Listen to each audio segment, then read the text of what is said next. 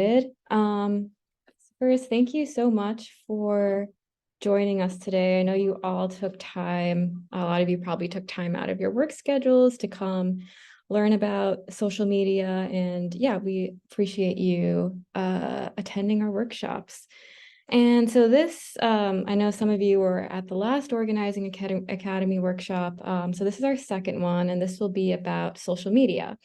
This training will mostly go over, this training is geared towards human services workers and how you all can use social media for advocacy, and also to tell your story. And we'll go into the different platforms, we'll go into what makes a good story, so that you can go ahead and just start using these different platforms for advocacy and to share your story. And as a lot of you know, like social media is a huge part of the Just Pay campaign. I mean, we are the hashtag Just Pay campaign. It's in our logo, which you can see at the top. And it's been a big part of how we built this campaign. We use it all the time to tell stories, to pressure elected officials, to do social media storms, to share press, which all makes, at the end of the day, makes a big impact in achieving change. So yeah, let's just dive into it. And this training is for everyone. You might be someone who has never used social media before, and that is totally fine. You might just want to learn more about what it is and whether it's something you want to do. Or you might be someone who's more familiar with social media and wants to kind of up your game and see how you can be more involved on it this year. So whatever your level with social media is, we're going to cover everything you need. Okay. So a quick overview of this workshop. I'm going to give a quick overview of Just Pay. We'll go into storytelling and what makes a good story. We'll go into the different social media platforms, and for each one, how you can use it for advocacy, and then how you can use it for telling your story. We'll go into why social media even matters. We'll go into what we do on social media for Just Pay.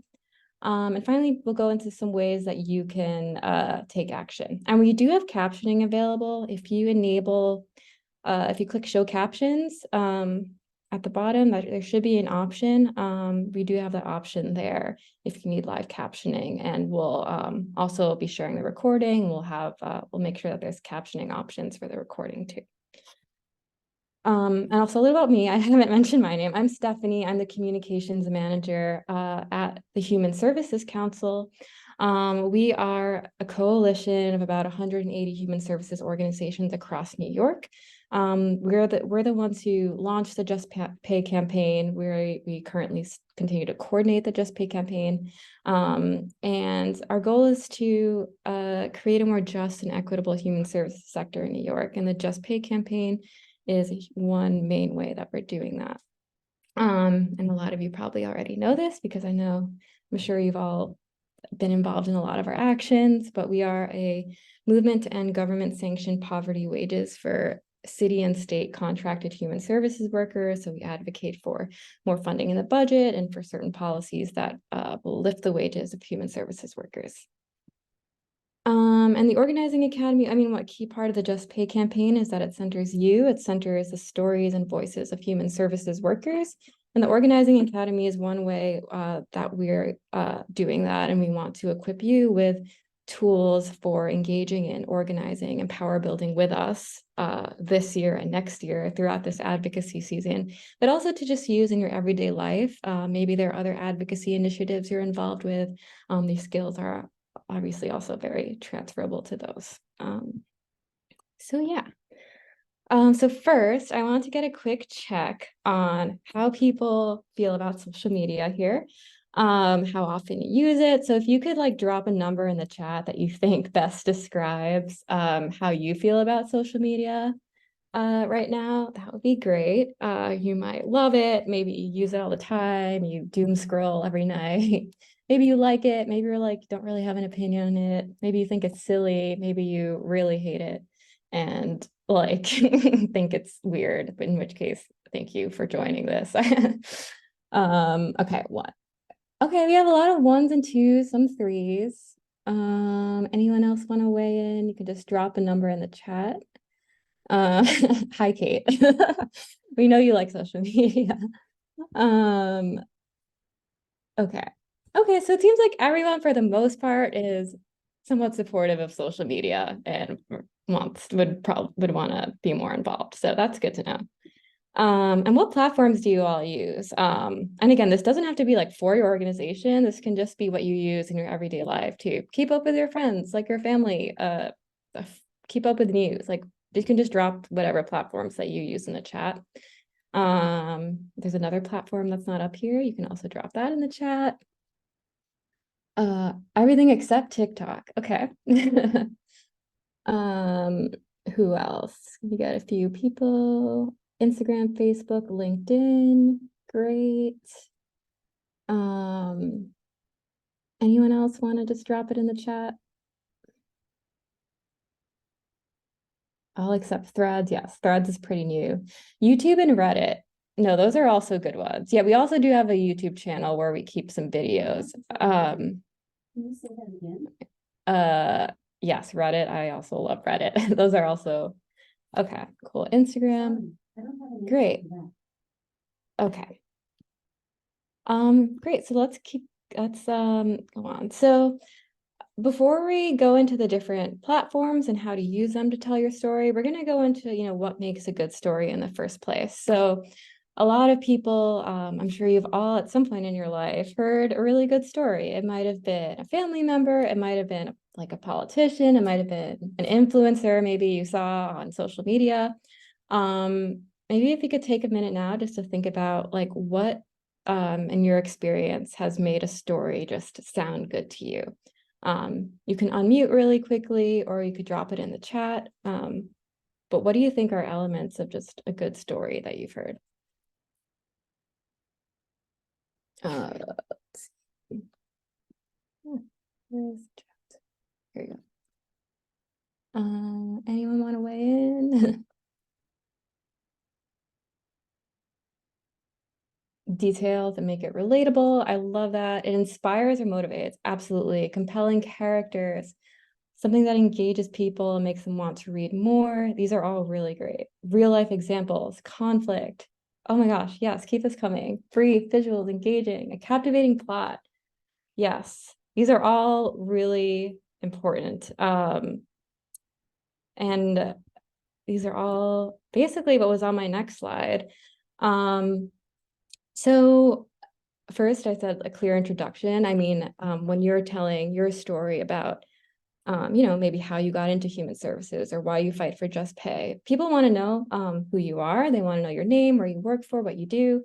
So that's just kind of a basic. People want to know what perspective you bring. I would say also speaking with confidence, just really, there's a difference between like you can kind of tell when someone might not really believe what they're saying, but all of you you all should take pride in who you are and in your stories and know that what we're fighting for is urgent and valid and needs to be spoken out about. So it's definitely speaking with confidence.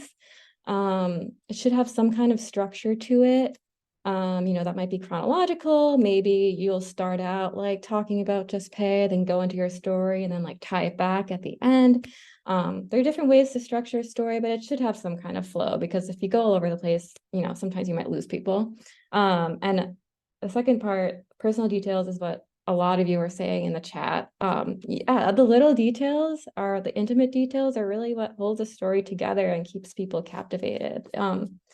That might be, maybe there's a specific reason you decided to go into human services. Maybe there was like a moment where it just clicked for you, or maybe, that might even be like your commute, like how long does it take you to commute, or maybe you're working multiple jobs, or you're raising a family, or those are just examples of like intimate details, whatever you're comfortable sharing, of course, that really make a story captivating because that ultimately induces emotional appeal, which is what holds our attention. It's what separates a story from just like a sheet of facts about the campaign. And finally, one thing I'll also add is like it ties to a larger narrative and to larger solutions. Like it's not just you alone telling your story facing this problem. It's also a wider movement of people who are facing similar issues and might have similar stories. And so it's always good to kind of tie it back to a larger narrative. and solutions. So yeah. We're going to go into, I'm going to play the video soon, but there was a speaker. We're going to watch a quick video, a speech from our Day Without Human Services rally. Some of you might have been there, but there is a worker who gave a really good speech. I just wanted to watch this video and see how we can identify some of these elements of storytelling in the video. Keep in mind, this is a speech, so it's not like a story that you might end up telling on social media. It's not as like, intimate or like as detailed as a story would be, but I kind of just wanted to just show an example of a human services worker speaking out in a really powerful way. And now we're gonna hear from another worker. Well, here we have Tatiana from Rising Ground.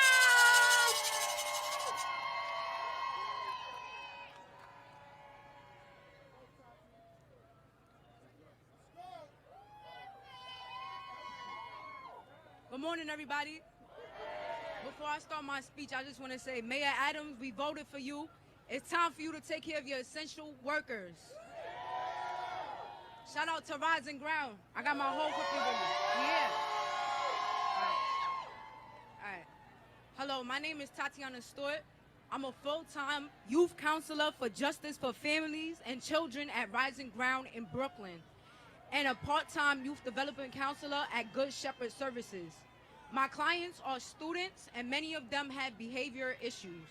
I do everything for them. We go to school with them and supervise them for 8 hours a day, sometimes more if I work a double or overnight shift. These jobs could be mentally taxing, as we are meeting families at times.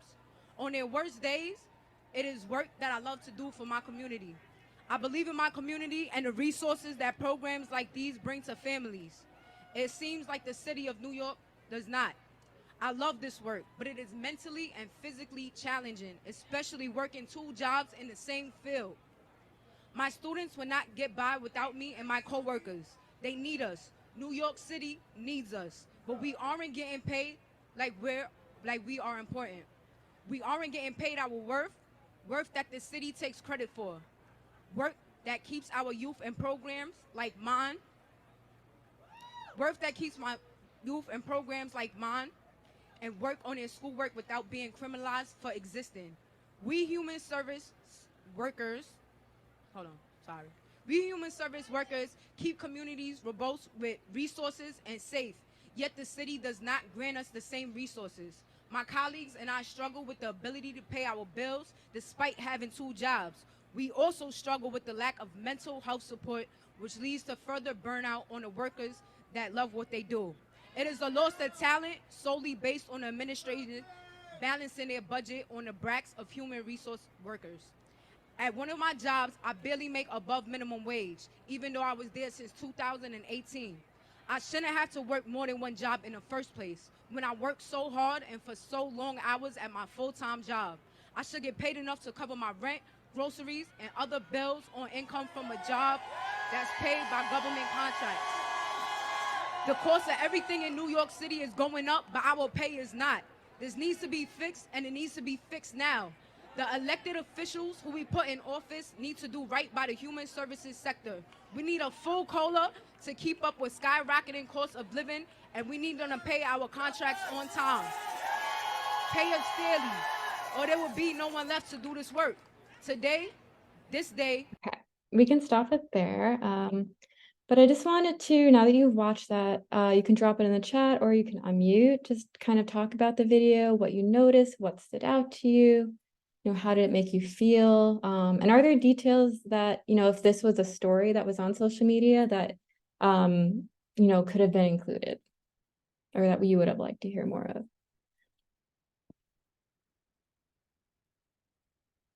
Okay. Yeah. Sorry, sometimes I can't open the chat. Sorry. Oh no. Okay, there's the chat. Sorry. Yeah, definitely strong emotions, Joelle. Yes, definitely switching from personal to clear demands. That kind of just shows what I'm talking about, where it's like, it's not just you facing this problem. It's not just one isolated story. Like, yes, it's still your story, but it ties to a larger narrative. Like Kate, also what you said, kind of use of universal like themes. She chose definitely really good word choice. Yes, she used definitely powerful verbs, adjectives, which made it more persuasive. You want to get like one more? The personal details. Absolutely. That's one of the main things I was gonna bring up is she talked about 2 jobs, yeah, how they don't even cover her necessities. She's been there since 2000 something, like that was a little detail. Yeah, and overall, Kate, yes, very powerful. Like the way she clearly believed in what she was saying, just unapologetic, and makes you, yeah, the way she told her story really just makes you think about this issue in a way that maybe like a sheet of facts about this issue would not. It definitely really appeal to your emotions. Okay, so let's keep, these are all really great comments. We can keep going. And again, like this is just a speech. There are other like elements of a story that you could have put into this, but we'll go into more of that later. But yes, overall, really amazing, amazing speech. Okay, so now we can go into the different platforms. Yes. Oh my, the comments, yes, still coming. Yes, gave the who, what, where. That's also something, Erin. Yes, you clearly understood who she was, where she, like what perspective she is bringing, speaking her truth. Yes, all of this is exactly what I was hoping you would all see. And this is all something that you can just like do on social media now. And we're going to go into more about how you can do that right now. So the different platforms.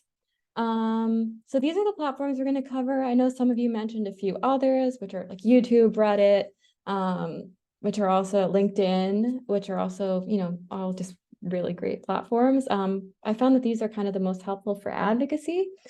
So we're gonna focus on these for now. There's Twitter, which is now called X. I'm gonna do my best to call it X, but if I call it Twitter, it might happen. Threads, which is pretty new, then Instagram, Facebook, and TikTok. And for each of these, we're going to briefly go over just how you can, in general, use these for advocacy, and then how you can specifically tell your story on them. And then we'll watch and look at a few examples for each one. So X is formerly Twitter. Some of you might have been following the saga of Elon Musk, but Twitter is now X.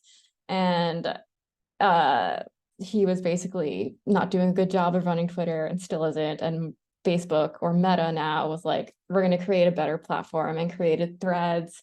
From what I've seen, like Twitter or X is still where most of a lot of the advocacy action is. There were a good chunk of people who migrated to Threads, but a lot of people didn't. So right now, Twitter just seems to be the most active platform for like engaging with elected officials and everything. But if you have Threads, or if you're like, no, I hate Elon Musk, I don't want to use Twitter, I'd rather use Threads, that is fair. Like Threads is also a great platform. But I'm going to group them together because they are very similar and how you can use them.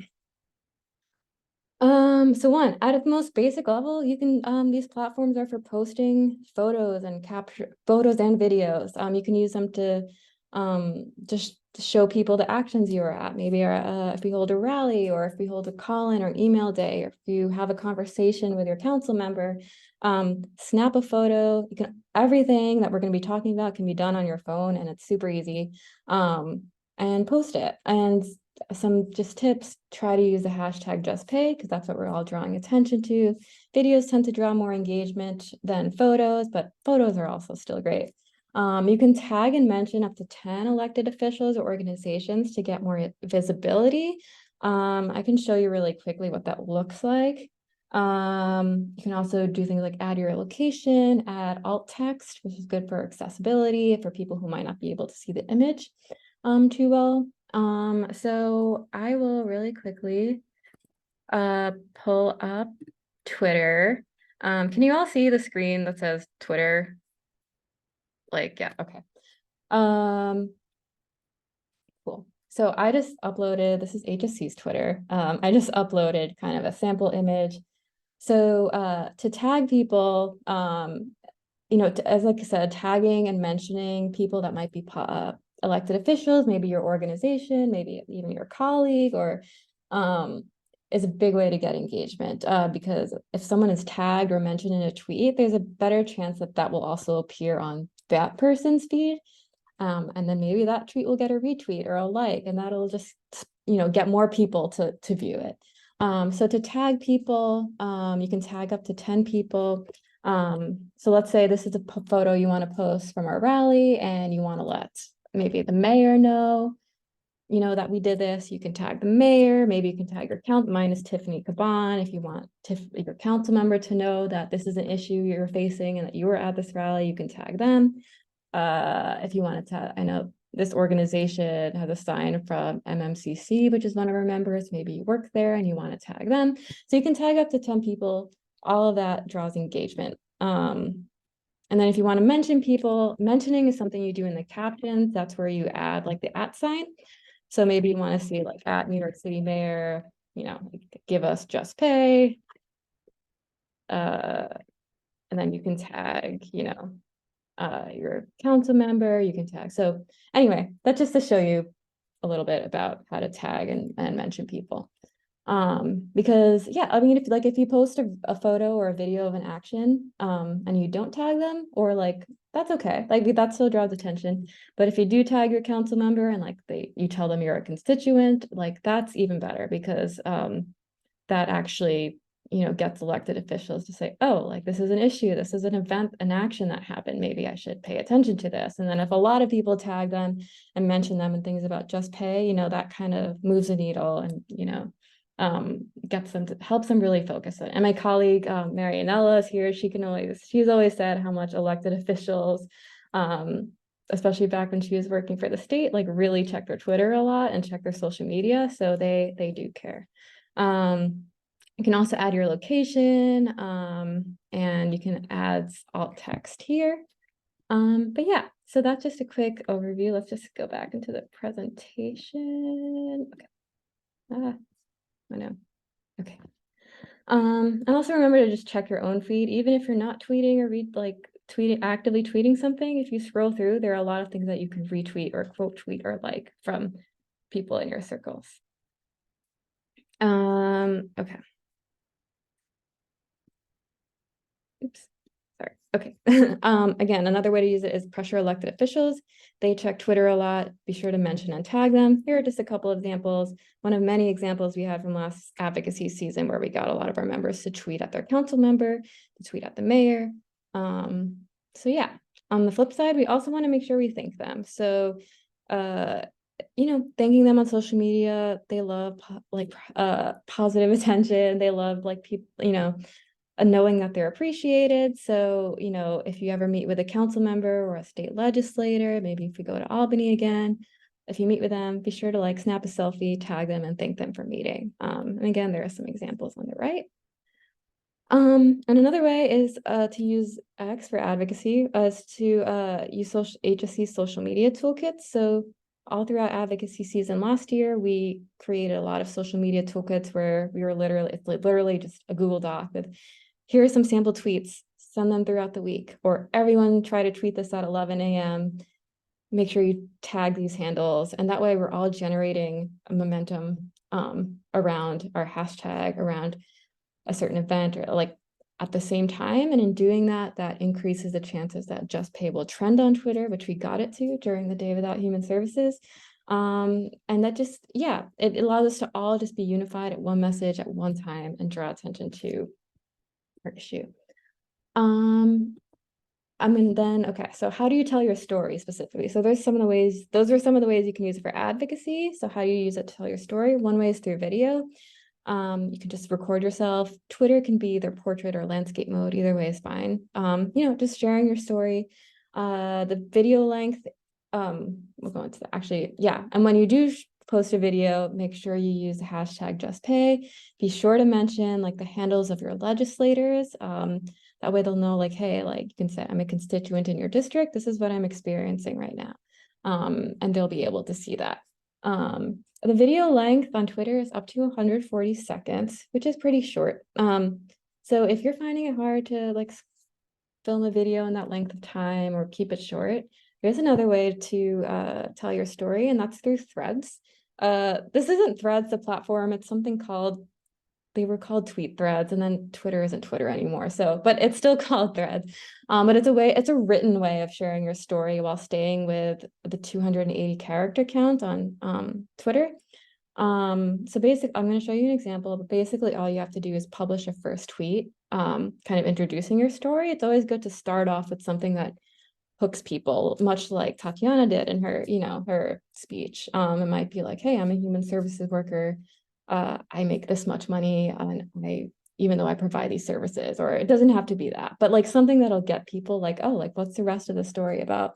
And then each tweet, you reply to the original tweet with more tweets. So each time you reply to the reply, and it appears as like one long written thread in people's feeds.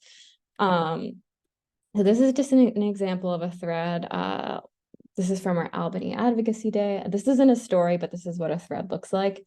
Basically, I just published this first tweet, and each time I just hit reply to the reply, and it appeared as one long thread in people's feeds. So if video isn't your thing, if you're like, it's hard to be concise, this might be your way of doing it.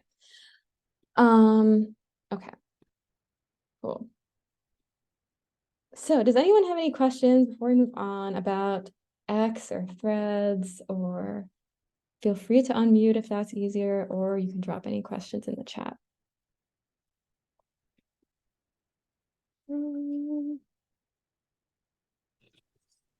Hi, Angela here. Hey, Do you Angela. think threads will, hello, do you think threads will pick up at any point, or what's your opinion?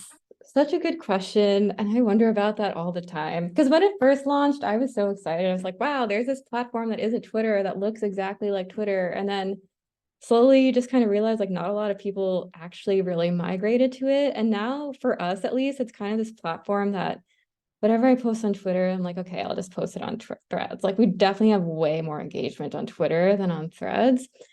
So I don't know. And it's an interesting question because Elon Musk is still like doing a lot of messing around with Twitter. Like there's recently he's thinking about maybe he might charge like subscription fees every month, which would be crazy. And don't get me started. Anyway, so like that would also change the whole landscape. Maybe if he did that, more people would use threads because it's free.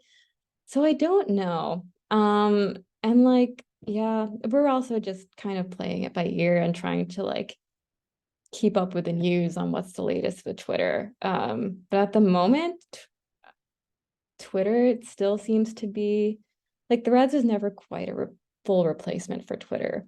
So yeah, that's the best I can say. Thank you.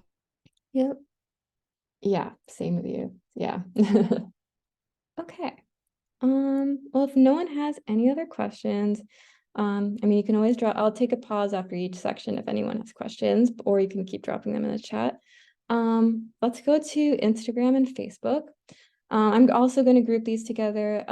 They look very different. At the end of the day, you can kind of use them pretty similarly. So I'm just gonna put them together for now. Instagram, as a lot of you know, it's a very photo and video and these days a reel-based platform.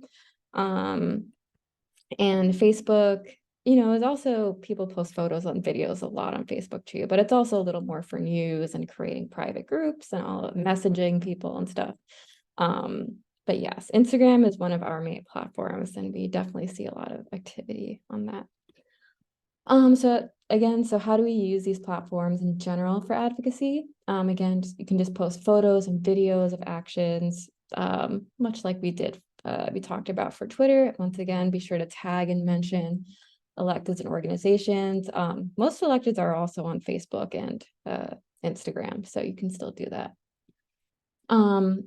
We could video events. So one way to do it, you can actually live stream an event. So if you're ever at one of our actions or advocacy day or a rally, there's a way on Instagram where you can just hit live stream, and it'll film everything you're seeing right now directly to your feed.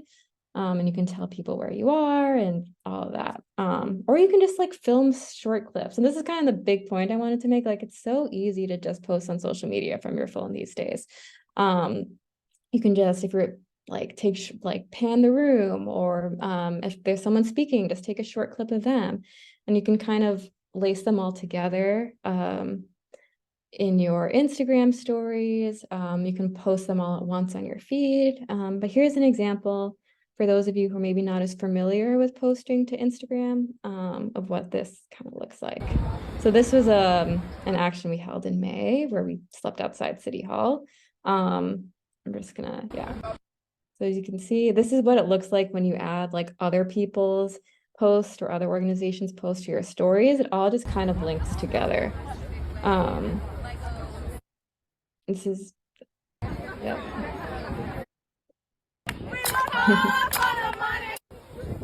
And as you can see, you can also add captions, you can add emojis, text, you can add the time, the location. There are all these like little things you can do to, make it more engaging. Yeah, so let's keep going. Reels. If there's one thing I would love for you to take away from this training, it is the importance of reels these days. Reels are short videos on Instagram. Right now, at least, the time limit is 90 seconds. If you post a video longer than that, it uploads as a video instead, which is also still good. But reels are, what makes a reel different from a video? I can show you that. This is HSC social media. So like these are posts. This is kind of what you see like in your home feed. If you're scrolling on your phone, you can see what people post. Reels are a whole separate section. There might be some people here like me who just like scroll through reels every single night. I should probably do less of it. But they're Instagram's fastest growing feature. But they're basically short videos, but they're within a special section on Instagram called Reels that you can like scroll through and that a lot of people scroll through. So Reels are basically videos that draw even more engagement, if I were to put it simply. And it goes in like the special like Reel section of your profile. And as you can see, some things to note, these are always filmed in portrait mode. You can film your story in landscape mode, but Reels like all follow this rectangular dimension, so it's better to record yourself in portrait mode. And again, same thing, you can add like captions, effects, music, emojis, all of that. So let's go back to the presentation. Okay. Oops. Yeah.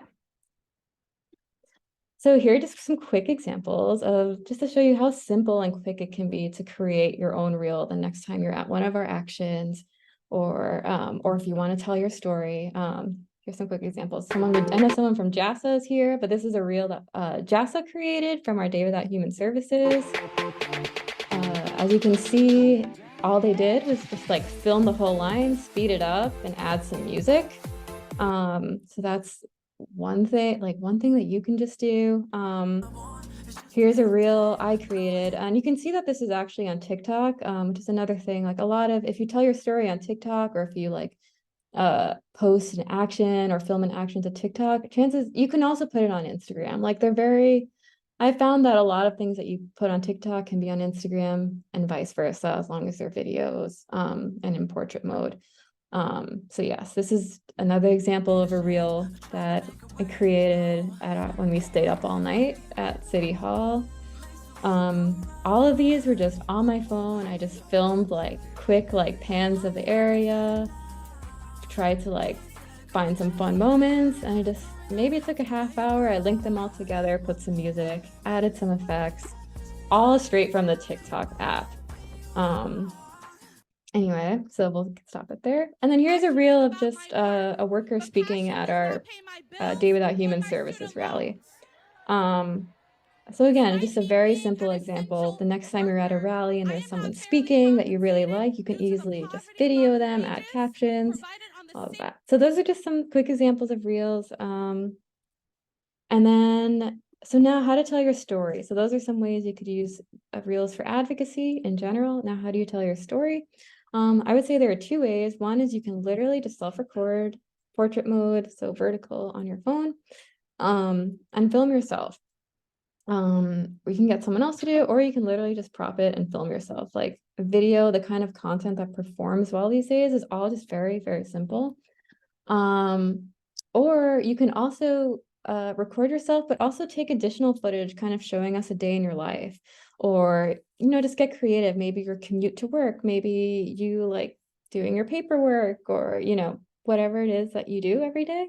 You can also just take really quick clips of that on your phone and put them all together, and add some videos and effects. And yeah. And one thing I want to ask, I know I'm mentioning a lot of things about like effects and like, oh, like this is put all these videos together, like all these like little technical things. Did anyone find it helpful, especially if maybe you're newer to social media, if I sent a little like technical guide of how you can do some of these on your phone? Like, how do you add captions? How do you add stickers? Where do you find music? Would anyone find that helpful? You could just drop a yes. Okay, we got some yeses. Perfect. Cool. Because I didn't want to take too much time kind of explaining like technical things. I wanted this to be just an introduction to social media. So I can absolutely create that and send it over. Yes. Okay. And another thing with Reels, ideally Reels should be less than 90 seconds, but stories can take time to tell. Sometimes it might take you 5 minutes or more. You can either post that full video or you can break it into smaller videos. Maybe do a part one, talk about one thing in the first video and then be like, okay, stay tuned for part two. Do a part two, do a part three. That way they're shorter videos. Just a suggestion. Okay, so now TikTok. TikTok, I love TikTok. We love TikTok. It's, it is an important platform. I know it kind of has, like a sillier reputation, maybe. There are a lot of like memes on TikTok, but like at the end of the day, it's a really great way to just break down issues for the general public, because in ways, because like a lot of issues around that we're fighting for, like securing a cost of living adjustment for human services workers, or passing this bill that will lift wages, or maybe like contracting reform or procurement. Like it can be, to someone who's doesn't work at a nonprofit and isn't familiar with this, it can be a little dry. And TikTok is a way to break these issues down for people in a way that they can understand, in a way that's easy and compelling. So yeah, if you're not on TikTok, I would recommend getting on. So how do we use TikTok for advocacy? One is just hop on the latest trends. I'm sure a lot of you who are on TikTok probably see a lot of the same templates people using. They can be about completely different topics, but use like the same templates. There might be like similar music that people are using. So one way to use TikTok is to just hop on the latest trends and use those trends to like make a point about an issue or about human services. And again, try to keep TikTok short. TikTok moves very quickly, so try to seize on trends while they last. You don't have to create your own templates. That's the beauty of it. It's just so easy to, when you're scrolling, be like, oh my gosh, like this template was really funny. Like, I think this would be a way to make a great point about why human services workers should make more. And there's also, and again, I can include this in like the technical guide, there are free apps that let you really easily use templates. There's a free app called CapCut that I use a lot, that lets you just like copy trending templates, put in a photo, put in a caption. That's all you have to do. And there are also a couple of accounts I follow that keep up with the latest trending templates. Here are some examples. These are some fun examples of just TikToks that we posted at HSC that literally just took a few minutes. It is so bad, I want to give you a 0, but that's not possible. So I give you a 1. Here's another one. Some of you might have seen this template that is very popular. Sure about that?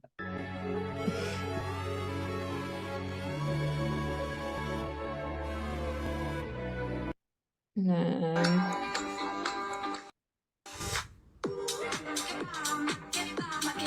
anyway, so these are all templates that we see that we saw a lot of on TikTok, and we're like, you know what, we can use this to make a point about just pay in a way that, just makes the issue, but this makes it easier to understand and catches more attention. So yes. Now, how do you tell your story on TikTok? So again, it's like somewhat similar to Instagram Reels. You can literally self-record, portrait mode. Tell your story directly into the camera. You can even directly like record to TikTok. I personally like filming on my camera first because I'm someone who needs to re-record a lot and wants to see it first before I post. You can either film on your camera or post it directly to TikTok. You can also again record yourself and accompany with other just quick footage showing us a day in your life as a human services worker. And the same applies, try to use hashtag JustPay, add captions, music, effects. You can always do a multi-part TikTok series instead of posting one long video.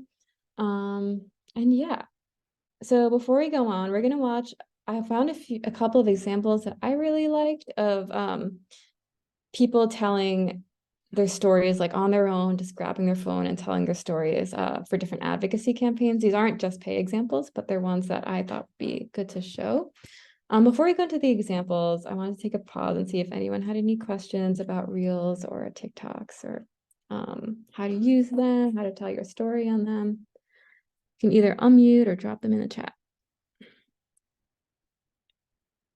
Okay. Okay, cool. So let's watch this one quick example of a TikTok of a woman who was part of the Feeling at Home campaign, which was a campaign around I think it was around destigmatizing like public housing and like showing people the commute like the beautiful communities that do live in public housing and like what what the beautiful moments that really do go on, contrary to like a lot of the popular narratives that are out there. The stigmatizing narratives that are out there. So we can watch this video, and as we're watching it, kind of just think about how did this person use TikTok to transform narratives, and then what are some narratives we need to change, or if not change, just start putting out there about human services and human services workers. Growing up in public housing was a different experience. I remember the day that my mom first got her apartment. She was excited to call something her own. I remember it being a sense of freedom not having to live in family members' homes. Despite the stereotypes placed on people, I want others to know that the inside of these homes are usually carefully curated, from their kitchen to the living room with their random figurines, outfits that reflect our spiritual beliefs, cases of pictures with memories from childhood, being able to go downstairs and directly access a park that your mom could scream and talk to you from a window. The people who live in public housing are just that, people who have stories and experiences and real life situations. They love to decorate and celebrate. They mourn and memorialize death. To some, the projects may just be the hood, but for others, this is the best experience they've had because it's better than what they've known.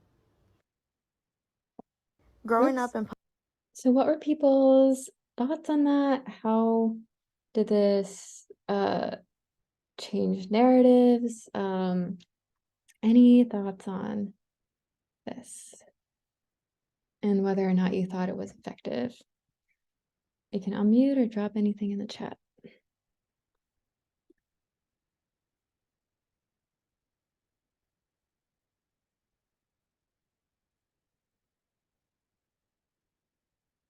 Yeah, I think, yeah, it's definitely emotional. It definitely, yeah, it shows a person's perspective. It really just showed she had a lot of just in-depth, intimate footage that was easy to capture, just like her neighbors going in the elevator, her homes, how like her home was decorated. All of it just like, again, very easy footage that you can just get on your phone. But it was also very powerful. Give small clips of her day, makes you feel connected. Yeah, and it really does a lot to there are a lot of narratives about there about public housing, and this, very clearly was trying to say, no, like a lot of those are wrong. Like, this is a real community that lives there.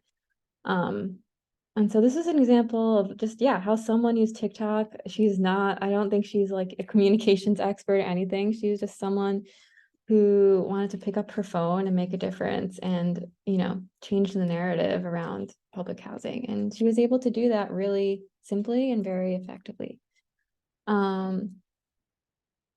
Are there any like narratives that when you think about how this applies to just pay that you feel are out there about human services that you think like we could use or you could use social media to help change?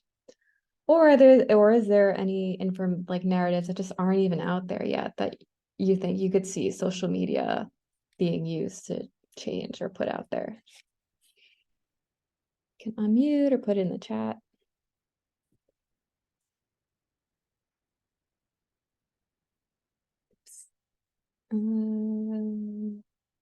Sometimes I cannot find the chat. Okay. Cool. Okay. Yeah. I mean, I think some of the narratives, we've been interviewing some workers on our end for social media, and even from our organizing academy trainings, we've heard a lot of like, oh, human services workers work at nonprofits just from the good of their heart, like they do this job because they love it. And it's like, no, but you deserve to get paid what you deserve for this job, even though you love it. Like that is not enough. Money doesn't, passion. One of the workers said once in a speech, like passion does not pay the bills. So that's like just an example of a common like narrative that we've heard that isn't fair and that we need to change. Exactly. Yeah. And then let's watch one more quick example. I just wanted to show you, this is a video of a flight attendant who was part of some of the airline strikes that have been going on. And he filmed just a quick day in his life to show people like what it's really like to be a flight attendant. I just wanted to play this example to show you, how someone was able to just pick up their phone and tell a story. And as you're watching this, you can kind of think about some of the storytelling techniques that we discussed earlier, some of the technical techniques, maybe like even like the video length, the effects, whatever, that you noticed he incorporated. Guys, my name is Derek. I am an American Airlines flight attendant. I am going to kind of do a day in the life, like a real day in the life of what it's like to be a flight attendant. I'm doing a really short trip today. I'm just doing a one-day trip flying up to Boston. I'll be up there for a couple of hours and then I fly right back down to DC. So let's see what happens. To kind of get ready for my day, I think one of the first things I do is I usually make coffee. I think most of us kind of survive on caffeine at this point. I just got off of a 4-day trip yesterday, and the night before last, I think I got maybe a full 2 hours of sleep after a 10-hour day at work. I don't know if I'm the only flight attendant that does this, but I do not unpack my suitcase other than like dirty clothes. I work so much that it's easier for me to just kind of keep it all in my suitcase and then, wash some of it when I get home. So I made it to work. Our airline, you have to be signed in at work an hour before your flight. We start boarding the plane about 30 to 35 minutes prior to departure. However, our pay doesn't start until the boarding door is closed on the plane. So even though we're required to be signed in by an hour before departure, and you can get into trouble if you're not signed in on time, my pay essentially does not start until that door is closed. If there's weather or if there's a maintenance issue, if that door is not closed, essentially we're sitting there not getting paid at all. I think most flight attendants would agree that boarding is one of the busiest and most hectic parts of our day. It's where everything goes wrong. To not be compensated for that is really rough. You're getting paid half of everything you're doing that day. I mean, imagine coming into work at, 7 a.m. and you don't get home until 8 o'clock that night. So, you were working for 12, 13 hours, but you only took home about 5 of that. About to get on the plane, so I will see you guys in Boston. So made it to Boston, everything was good. The flight was pretty easy. I forgot to meal prep, So I'm here eating an overly priced $18 pizza in the Boston airport. I'm sitting here for 3 hours. Once again, you're not compensated for that. We're in contract negotiations right now with the airline. Fast forward a Who little is bit. me? So we are So doing. basically at the end of it, he goes into you know, the work that they're doing, like with the airline strike, and that takes up some time, so we can just stop it there. But so yeah, this is just, again, he is just a flight attendant who picked up his phone, recorded some footage throughout his day, and was able to tell a story and just draw attention to a lot of issues that, like, I didn't even know flight attendants like a lot of people had no idea flight attendants had to deal with every day. So if we could go into a little like discussion now, I mean, like, what storytelling techniques that we discussed did you see that he incorporated? What were some of the technical things that you liked about it?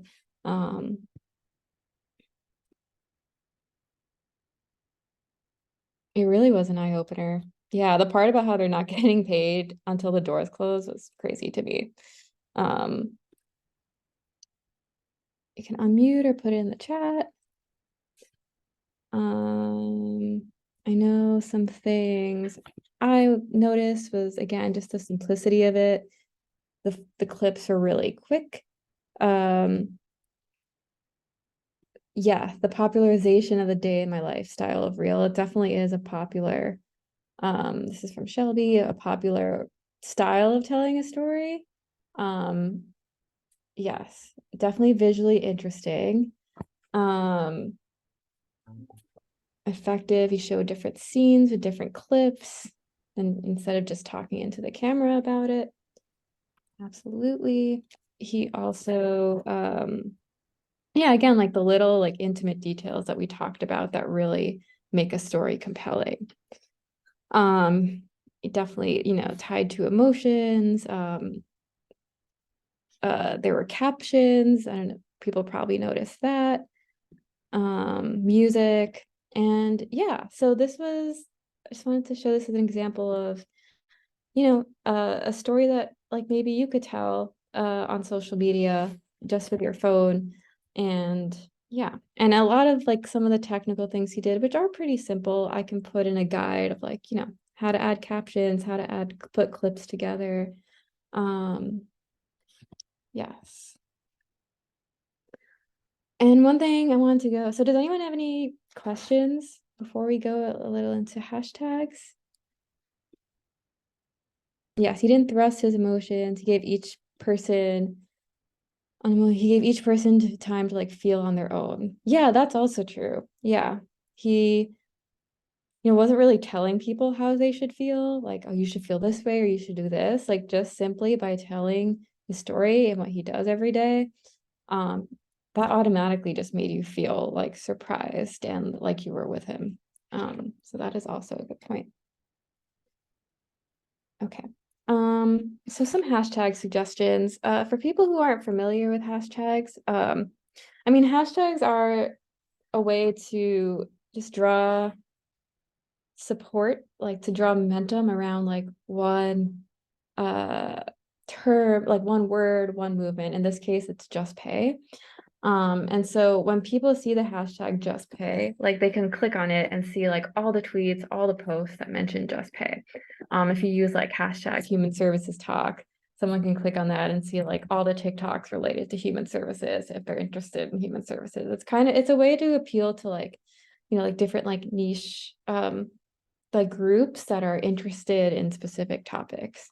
So that's why, yeah, they basically make our posts perform better, and they help everyone like coalesce around our movement. And so these are some suggestions of hashtags that we've used, and that a lot of other people use to kind of tag. You can just kind of tack them on at the bottom of your post. Do you feel like there's a benefit to using hashtags? Yeah, on Twitter, you can now search by any phrase that's in the tweet, even if it's not hashtag. That's a good point. I do think it also depends on the platform. Like Twitter, I don't go crazy on hashtags because yeah, like you said, you can always just search by topic. The one hashtag I do mention, definitely suggest using is hashtag JustPay. With TikTok, it does help more with engagement on TikTok. Like Instagram. Yeah, I would say don't go like too crazy on hashtags for like Twitter, Threads. Like Facebook isn't a platform that really uses hashtags. I can make a point on this too. I think I definitely recommend hashtags for TikTok and then Instagram also. But there is like you don't want to seem like too spammy also. Like people who use a lot of hashtags at the end of their caption tend to kind of look spammy. So yeah, I wouldn't you don't have to use like all of these, but I think yeah, using a few, especially JustPay, can still help. But yeah, for Twitter, I would mostly just focusing on hashtag JustPay.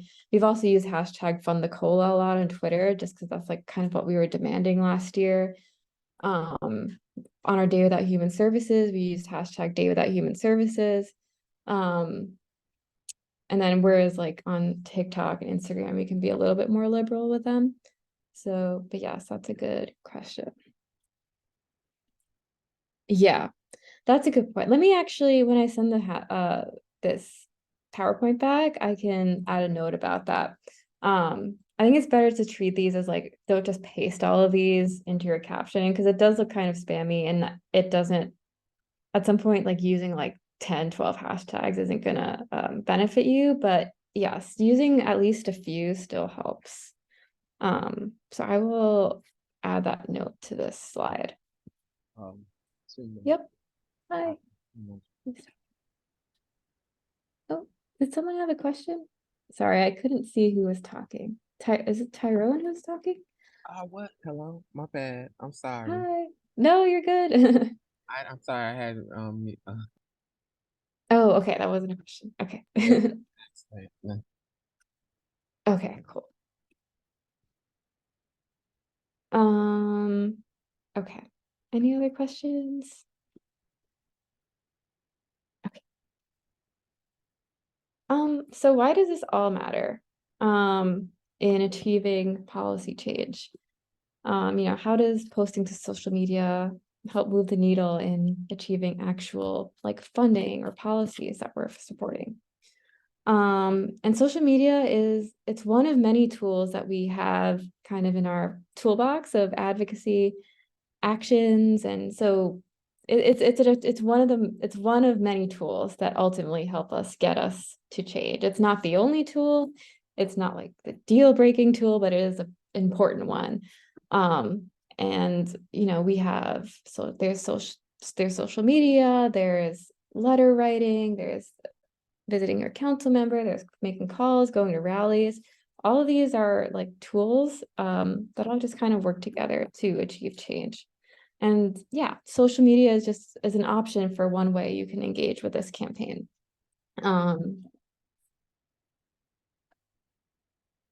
Like we talked about, at the end of the day, social media helps to change narratives. It helps to, transform a lot of like outdated narratives that are out there, and it helps bring new ones.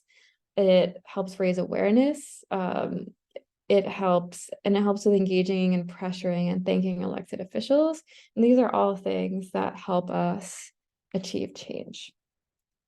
I want to show a quick example of just how a recent example of how I know some of you of how the actors who have been striking resorted to TikTok to show their paychecks. And because of that, like so much attention was just drawn to the wages that they were getting and like their movement and their actions. And yeah, we could watch this quick video. This was on CNN. To show just one example of a movement that relied on social media, not solely, but like use social media to spread the word about what they were doing and raise awareness and really change a lot of narratives about actors and the industry. Oh my god, I'm about to be so rich. What? Striking actors are taking to social media to reveal how much they earn from working in TV and film. $1.35. $1.96. $25.15. 8 cents. I don't get residuals from that show anymore. Or if I do, it's like 2 cents. Many actors are paid in residuals, which are payments they receive when TV shows or movies they've appeared in are replayed. My live on. Anyway, so I just wanted to show that because yeah, it just shows how like even something like TikTok can be effective when we're all telling our stories, when it's not just one person, but a lot of people, a lot of, hopefully human services workers sharing their stories together around one movement, which is the Just Pay movement. And yeah. And so finally, Just Pay on social media. So what do we do on social media? I just wanted to give you kind of an inside look at what HSC does to promote Just Pay on social media. So as you know, our hashtag is #JustPay, and these are some of our stats since we launched in 2021. Since we launched, we've had over 10,000 tweets that mentioned our hashtag. We've had over 30 million impressions, and impressions are the number of times it has appeared. Our hashtag has appeared on someone's Twitter feed. So that's huge. We've reached over 5 million people, and there are about 1,800 people tweeting about Just Pay. And this is something that you can help us build on. If you haven't been active on social media, if you don't have accounts for some of the platforms we mentioned, you can easily create an account and help us increase these numbers. And at the end of the day, move us closer towards change. And so what do we do on social media? So we, the HSC, we coordinate a lot of social media actions and tweet storms throughout advocacy season. We create social media toolkits and we share them with our members. So throughout all of the last advocacy season, we'd create, again, these toolkits with sample language on what you should tweet out, the people you should tag, the times you should tweet out. And we send that out so that we're all tweeting about the same thing at the same time. And and we also share press. We are also coordinating with some of our member organizations to interview human services workers for a new TikTok series that we're going to be launching most likely later this year. So we've been filming and interviewing some workers for that. So if you don't have TikTok, be sure to follow us and stay tuned for that. We're also using a new advocacy platform, and one of the features will allow you to click to tweet at your legislators. So basically enter your address and it'll show you your council member or your state legislator, depending on whether it's a city or state action. And it'll automatically generate a tweet that you can tweet at them, which will make this much easier for you all to do. And because of all of this, and because of all the work and social media action that our members and that some of you might have done around social media last year, we were able to trend on Twitter, during our Day Without Human Services, that hashtag Day Without Human Services and Just Pay trended on Twitter all day because we were all just tweeting at the same time. And we also got the COLA tweeting. And so that really, and when something trends on Twitter, it appears in the sidebar that you can click on. So even if you don't know anything about Just Pay or Day Without Human Services, someone probably, there are people who saw that and clicked on it and were able to learn more about us. And so that's what we all did. And finally, so how can you take action? So first, be sure to follow us on social media.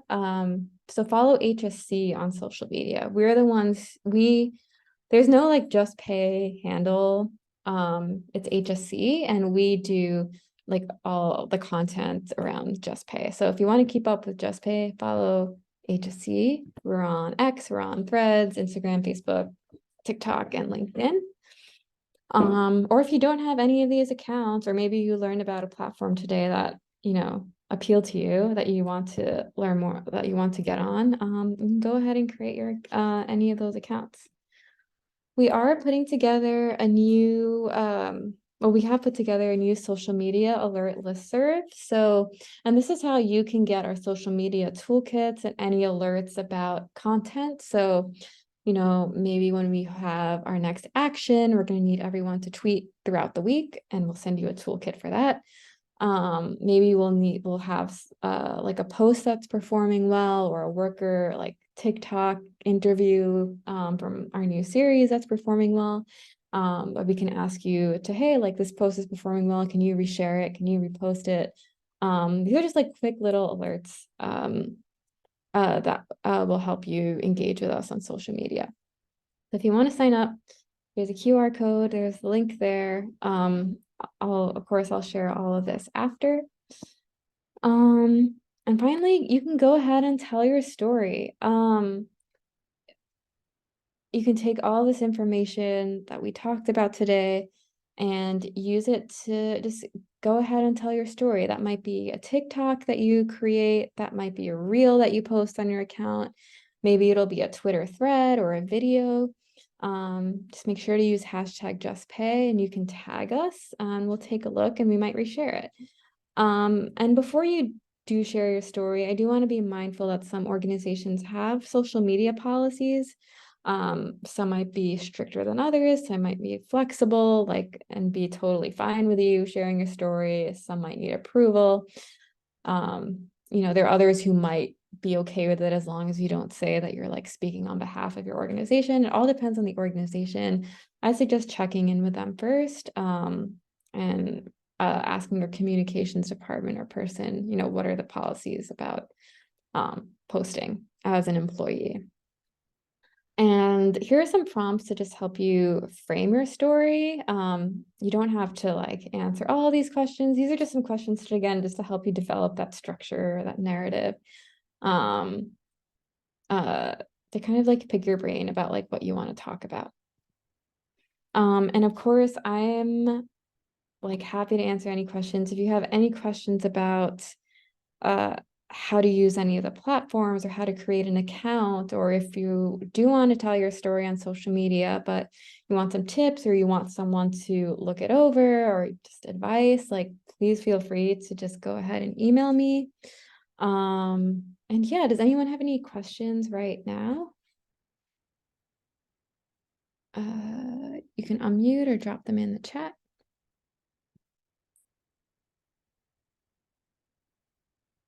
Okay. All right.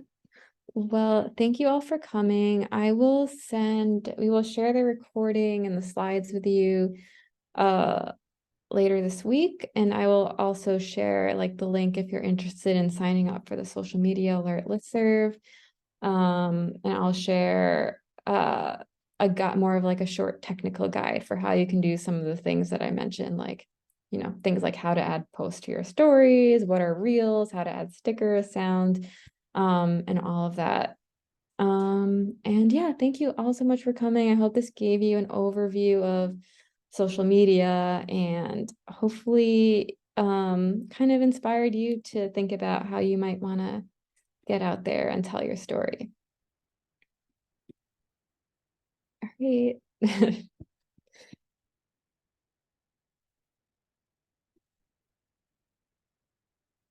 All right. Good. Have a good day, everyone.